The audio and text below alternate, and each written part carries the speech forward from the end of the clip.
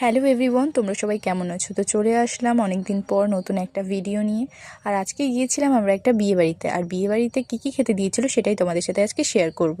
তো প্রথমে দিয়েছিল স্যালাড সাথে লেবু, আর তার পরপরই চলে আসে এগ ডেভিল সাথে সস। আর এটা খেতে খুবই ভালো হয়েছিল। আর এটা খেতে না খেতেই আমাদের পাতে পড়ে যায় গরম গরম ফ্রায়েড রাইস। আর ফ্রায়েড রাইস দেওয়ার পরপরই চলে আসে নতুন বউ ঘি ভাত দিতে।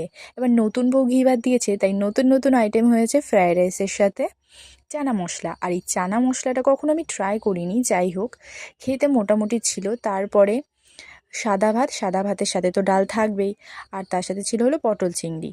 যেহেতু আমি মাছ খাই না, তাই মাছটা আমি নিইনি। আর তারপরে ছিল হলো গরম গরম কষা মাংস, যেটা খেতে খুব ভালো হয়েছিল। তারপরে চাটনি আর পাঁপড় দিয়েছিল।